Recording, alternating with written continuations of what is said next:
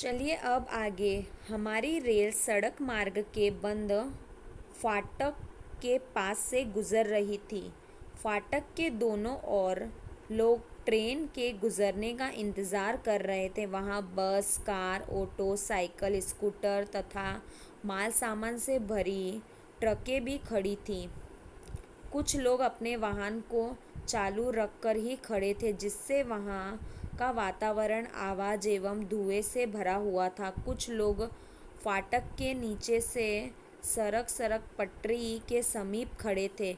यहाँ बहुत खतरनाक था। तो उसने क्या देखा, देखिए यहाँ पे चित्र में दिखाई दे रहा है, यहाँ से ट्रेन गुजर रही है। तो यहाँ पर लोग इस तरीके से अपने सामान को लेकर देखिए किस तरीके से खड़े, और कुछ लोग धीरे धीरे फाटक के नीचे से सरक कर भी खड़े थे, और कुछ लोगों ने अपनी गाड़ी भी शुरू कर रखी थी, जिससे वहाँ का वातावरण अच्छा नहीं था और वहाँ पर नीचे की ओर खड़े रहना भी एक खतरनाक था। चलिए अब आगे।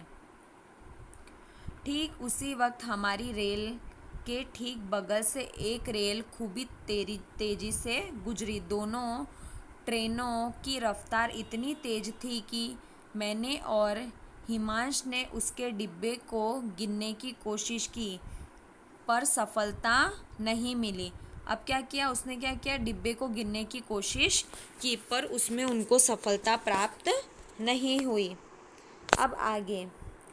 आप कभी रेलवे फाटक के पास से गुजरे हैं? यदि हाँ, तो फाटक के बंद रहने और खुलने के बाद वहाँ की हलचल के विषय में सोचकर लिखिए। तो हाँ, जैसे ही फाटक खुलता है तो लोग इधर से उधर जाने का प्रयास करते हैं। जैसे ट्रेनें आना बंद हो जाती है तो उनको पता चल जाता है कि अब कोई भी ट्रेन नहीं आएगी, तो फाटक खुलते से ही वो लोग वहाँ से जाना शुरू कर देते हैं। रिया ने फाटक के पास क्या क्या देखा? रिया ने फाटक के पास देखा कि कई सारे लोग वहाँ पर खड़े हैं। ऑटो, साइकिल, स्कूटर, माल सामान भरी ट्रेनें, ट्रकें, सारी चीज़ें वहाँ पर खड़ी हुई है, और कुछ लोग अपना वाहन चालू कर कर भी खड़े हुए हैं। कुछ लोग फाटक के नीचे से सरक कर पटरी के समीप आने की कोशिश कर रहे हैं। तो ये सारी चीज़ें उसने फाटक के पास देखी। चलिए अब आगे। मैं खिड़की के पास आंखें बंद किए बैठी थी कि अचानक ट्रेन के चलने की आवाज़ बदल गई। खड़ खड़ खड़। मैंने आंखें खोली, अंदाज़ा लगाया। मैंने क्या देखा? हमारी ट्रेन नदी के ऊपर बने पुल पर से गुजर रही है। माँ ने कहा, यह नर्मदा नदी का पुल है। यह गुजरात की सबसे बड़ी नदी है। इसका पानी नहरों के द्वारा दूर दूर इलाकों तक पहुंचाया गया है। तो अब क्या हुआ, धीरे धीरे क्या हुआ, जैसे ही वो वहाँ पर पुल पर आई तो पुल पर क्या धीरे धीरे ट्रेन चलने लगी। तो उसकी आंखें खुली तो उसकी माँ ने उसको बताया कि यह नर्मदा नदी का पुल है। चलिए अब आगे।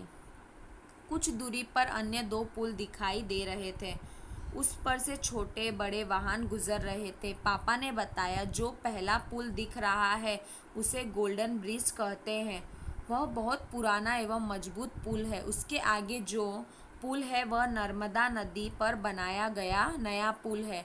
यह भारत का सबसे बड़ा केबल ब्रिज है। तो उसके पापा ने उसको क्या बताया कि दो पुल दिखाई दे रहे हैं, तो एक गोल्डन ब्रिज है और दूसरा जो सबसे बड़ा भारत का पुल है वो केबल ब्रिज है। अब आगे। गर्मियों के दिन होने के बावजूद नदी में खूब पानी था। कुछ मछुआरे मछली पकड़ने हेतु जाल बिछाकर अपनी नाव में बैठे थे। पुल खूब लंबा होने से यह सब देखने में खूब मज़ा आ रहा था। पापा ने कहा, रात्रि में जब आप लोग सो रहे थे तब हमारी ट्रेन साबरमती, वात्रक, महिसागर एवं विश्वामित्री जैसी बड़ी नदियों पर बने पुल से गुजरी थी। अभी आगे सूरत के पास तापी नदी का पुल आएगा, उसे ज़रूर देखना। चलिए अब आगे। बाहर के दृश्य देखने में खूब मजा आया। नदी किनारे के इलाकों में हरे भरे खेत व कुछ खेतों में केले की खेती होती दिखाई दी। चारों और हरे भरे पेड़ों की वजह से खूब ठंडी हवा चल रही थी। ऐसी सर्द हवा का अनुभव गांधीधाम में कभी नहीं हुआ। हम बाहरी दृश्य देखने में तल्लीन थे, तभी माँ के मोबाइल फ़ोन पर मामा जी का फ़ोन आया और वे हमें रेलवे स्टेशन लेने आने वाले थे। इसीलिए माँ ने उन्हें बताया था कि हमारी ट्रेन 2 घंटे देरी से चल रही है। उसके बाद हम 8:25 के बजाय 10:25 बजे वापी पहुँचे। आपने पुल देखा? कहाँ कहाँ?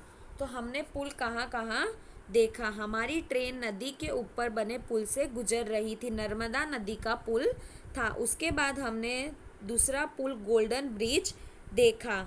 उसके बाद हमने आगे एक नर्मदा नदी पर बनाए गए 2 छोटे पुल, एक तो गोल्डन ब्रिज, दूसरा केबल ब्रिज पुल देखा। आपके इलाकों में कौन कौन सी नदियाँ, उन नदियों पर कहाँ कहाँ पर पुल बने, यह सोचकर हमें यहाँ पर लिखना है। नदी पर पुल क्यों बनाए जाते, सोचकर लिखिए। नदी पर पुल इसलिए बनाए जाते कि वहाँ से आने जाने वाले वाहन को कुछ भी नुकसान न हो सके, और मजबूत पुल बनाए जाते हैं कि वहाँ से लोग आसानी से अपनी आने जाने की व्यवस्था का उपयोग कर सकें। आप कभी किसी पुल पर से गुजरे? हाँ, हम तापी नदी के पास जो पुल आया हुआ है वहाँ पर से हम गुजरे हैं। बहुत मज़ा आता है, बहुत लंबी नदी है। आपने पुल के अगल बगल में क्या देखा? हमने पुल के अगल बगल में देखा कि वहाँ पर कुछ लोग मछुआरे मछली पकड़ रहे हैं। बहुत लंबा पुल है, देखने में मज़ा आ रहा है, और पकड़ने हेतु जाल बिछाकर अपनी नाव में बैठे हैं। पुल खूब लंबा होने से देखने में खूब मज़ा आ रहा है। चलिए, रिया की रेल किन किन नदियों के पुल पर से गुजरी? तो रिया की रेल किन किन नदियों से गुजरी? तो हमने देखा कि पहले उसकी नर्मदा नदी के पुल से गुजरी, फिर अन्य कुछ पुल दिखाई दिए। वहाँ से उसकी जैसे गोल्डन ब्रिज वाला और केबल ब्रिज वाला, फिर तापी नदी के पुल से गुजरी। उसके बाद साबरमती ट्रेन, महिसागर, विश्वामित्री जैसी बड़ी नदियों वाले बने पुल से उसकी ट्रेन गुजरी। चलिए अब आगे। 9 बजे हमारी ट्रेन एक बहुत बड़े शहर के मध्य से गुजर रही थी। रास्ते में सड़क मार्ग में बड़े बड़े पुल दिख रहे थे। रेल मार्ग के दोनों तरफ बड़ी बड़ी इमारतें व बाजार दिखाई दे रहे थे। पापा ने बताया कि सूरत शहर, यह शहर हीरा उद्योग व कपड़ा उद्योग के लिए संपूर्ण विश्व में प्रसिद्ध है। यहाँ गुजरात का द्वितीय क्रम का बड़ा शहर है। अहमदाबाद के बाद यह दूसरा बड़ा शहर है। स्टेशन आते ही ट्रेन रुक गई।